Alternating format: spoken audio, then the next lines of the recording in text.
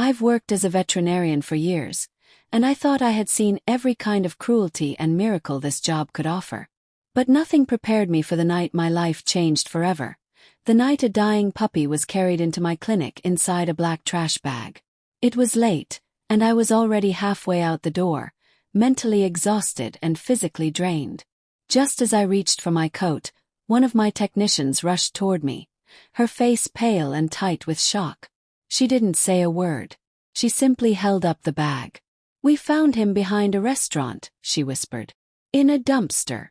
My heart dropped. She carefully opened the bag, and inside was a tiny puppy, barely moving. His fur was matted with dirt and blood, his ribs painfully visible beneath his skin. The smell told me everything I needed to know: neglect, infection, and decay. His body was ice cold. His breathing was shallow. But he was alive. Barely. Training kicked in instantly. I scooped him up and rushed to the operating room, barking orders as we went. His injuries were extensive. Infected open wounds, at least one broken bone, severe dehydration, and hypothermia so dangerous it was a miracle his heart was still beating.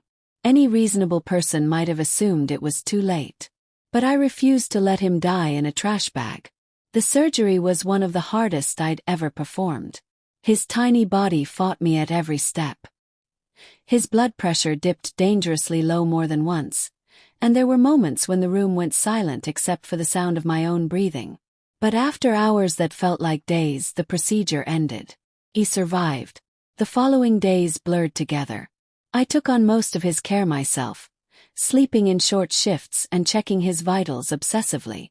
Slowly, painfully slowly, he began to improve. His temperature stabilized. His appetite returned in cautious steps. And one morning, as I leaned over his kennel, his tail twitched. That tiny movement shattered me. From that moment on, he wasn't just a patient. He was mine. A few days later, as I fed him by hand, he lifted his head and licked my cheek. Weakly, clumsily, but deliberately. I laughed through tears and knew there was no universe where I could let someone else take him home. I adopted him that same day.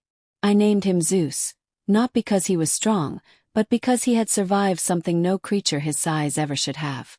Home, I prepared everything carefully. A soft bed with his name stitched onto it. Basket of toys. A warm corner of the living room just for him. I thought I was being thoughtful. Zeus disagreed. The moment I tried to settle him into his corner, he cried. Not a whimper, an emotional protest. If I moved to the kitchen, he followed. If I sat on the couch, he climbed beside me. At night, he refused his bed entirely and planted himself at the foot of mine, watching me like a tiny guardian. That's where he slept. Every night. The first day I left him alone to go back to work, my anxiety nearly broke me. I rushed home the second my shift ended, and there he was, sitting by the door, tail wagging so hard his entire body shook. From that day on, he waited for me. Every evening. No matter what. As Zeus healed, his personality bloomed. His energy returned in bursts, then waves. He explored everything: trash cans, closets, shoes. He learned quickly, but curiosity always got the better of him. I didn't mind. It meant he was alive. We started visiting the park. Zeus loved it. He chased squirrels like they owed him money, made friends with every dog in sight, and ran himself breathless until we both collapsed on the grass. But one incident changed how I saw the world around us. While playing fetch, Zeus got too excited and bumped into a woman's leg. It was minor, something that happened all the time. I expected laughter. Instead, she tried to kick him. Once. Then again. The second kick landed. Zeus yelped. I lost it. I screamed at her, demanding to know what kind of person kicks a puppy. She screamed back, calling him dangerous, saying he should be put down. Then she raised her hand toward me. Zeus stepped in front of me, growling low, teeth bared. Not attacking, just warning. She froze. Then she walked away. That moment burned into my memory. Zeus wasn't just my dog. He was my protector. I had no idea how soon I'd need him to be strong again. Because one evening, after another exhausting shift, I opened my front door. And Zeus wasn't there. The silence hit me first. Normally, the moment I unlocked my door, I'd hear the familiar sound of paws scrambling across the floor, nails clicking in excitement. Zeus would be there, tail wagging like a propeller, eyes glowing as if I'd been gone for years instead of hours. That night, nothing.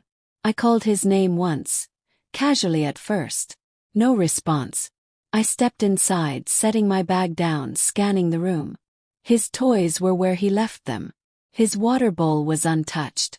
Zeus! Called again, louder now. My chest tightened. I searched every room, my pace quickening with each empty space. Bathroom, bedroom, closet, backyard door. Panic crept in like ice water down my spine. I rushed outside, and that's when I saw it. A small gap in the fence near the corner, barely noticeable unless you were looking for it. Big enough for a determined puppy. I bolted into the yard, screaming his name, then ran into the street. I knocked on doors, questioned neighbors, my voice shaking. When I reached the elderly woman next door, who spent most days tending her garden, she hesitated, then said she'd seen a dog near the old oak tree down the block. Hope flared. I sprinted to the tree, heart pounding, calling his name into the night. But the street was empty. No movement. No barking. No familiar shadow racing toward me. When I returned, she admitted she hadn't been wearing her glasses. She wasn't sure it had been Zeus. The night stretched on endlessly. I searched until my legs ached and my voice gave out. I didn't sleep. I just sat on the couch, staring at the door, blaming myself for missing the broken fence. By morning, fear had settled into something colder. Despair. And as the days passed with no sign of Zeus, I began to fear that I'd already lost him forever. I turned my grief into motion. By sunrise, I had printed flyers with Zeus's picture and plastered them everywhere. Telephone poles, store windows, vet offices, shelters. I called every clinic within driving distance, replaying the same desperate sentence over and over. My dog is missing. Please call me if he comes in. Days passed. Nothing. The house felt hollow. No footsteps following me. No warm weight pressed against my leg. I kept catching myself listening for him, only to remember he was gone. Then, a week later, my phone rang. Unknown number. My hands shook as I answered. A shelter nearly 30 miles away.